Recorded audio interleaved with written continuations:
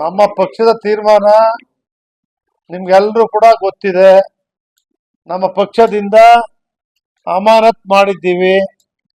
ಕಾಂಗ್ರೆಸ್ ಸರ್ಕಾರ SIT ರಚನೆ ಮಾಡಿದೆ. ಅವರೆಲ್ಲರೂ ಕೂಡ SIT ತನಿಖೆ ನಡೀತಾ ಇದೆ. ನಾವು ಸ್ವಾಗತ ಮಾಡಿದ್ದೀವಿ. ಈ SIT ತನಿಖೆ ಸಂತ್ರಸ್ತೆಯರಿಗೆ ನೆರವಾಗ್ತಾ ಇಲ್ಲ ಸರ್ಕಾರ, ರಾಜ್ಯ ಸರ್ಕಾರ.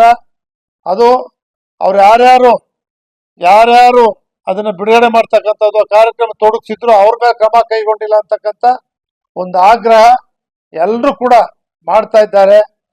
ಕೂಡಲೇ ಇವತ್ತೇನವ್ರಿಗಿದ್ದು ಪ್ರಜ್ವಲ್ ಅವರ ಬಂಧನ ಆಗ್ಬೇಕು ಅಂತಿತ್ತು. ಪ್ರಜ್ವಲ್ ಅವರೇ ನೇರವಾಗಿ ಬಂದಿದ್ದಾರೆ, ಅವರನ್ನೇ ಬಂಧನಕ್ಕೆ ಒಳಪಡಿಸಿದ್ದಾರೆ. ನಮ್ಮ ಕೆಲಸ ಮುಗಿತಲ್ಲ.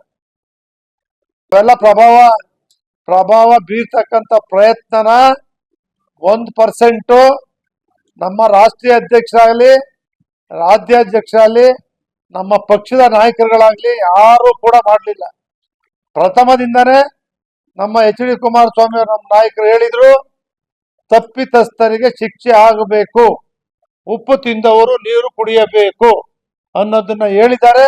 ನಾವು ಯಾವುದೇ ಅಡ್ಡ ಪರಿಣಾಮಗಳು ಹಸ್ತಕ್ಷೇಪಗಳು ನಾವು ಮಾಡಲ್ಲ.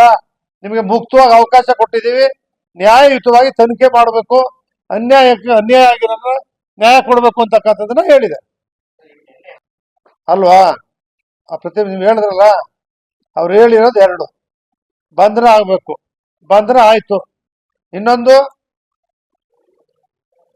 ಬೇರೆ ಕ್ರಮ ತಗೋಬೇಕು ಅಂದ್ರಲ್ಲ, ಯಾರಿಗೆ ನೀವೇ ಹೇಳಿದ್ರಲ್ಲ, ಈಗ ಕ್ರಮ ತಗೋಬೇಕು ಅಂತೇಳಿ ಆಗ್ರಹ ಇದ್ದೇ ಇದೆಯಲ್ಲ.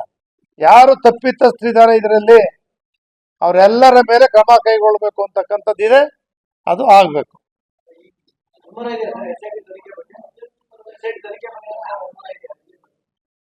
ನಾವು ಈಗಲೇ ಹೇಳಲ್ಲ, ವರದಿ ಕೊಟ್ಟೇ ಇಲ್ಲ. SIT ವರದಿನೇ ಇನ್ನೂ ಬಂದಿಲ್ಲ. ಅದರಿಂದ ಆ ಬಗ್ಗೆ ನಾವು ಬೇರೆ ತರ SIT ತನಿಖೆ ನಡೆಯೋ ಸಂದರ್ಭದಲ್ಲಿ ಬೇರೆ ತರ ಮಾತುಗಳನ್ನ ಆಡಲ್ಲ, ಬೇರೆ ದಿಕ್ಕಲ್ಲಿ ಮಾತಾಡಕ್ ಹೋಗಲ್ಲ. ಅದೆಲ್ಲಕ್ಕೂ ತನಿಖೆ ಉತ್ತರ ಕೊಡುತ್ತೆ. ತನಿಖೆಯಿಂದ ಉತ್ತರ ಬರಲಿ.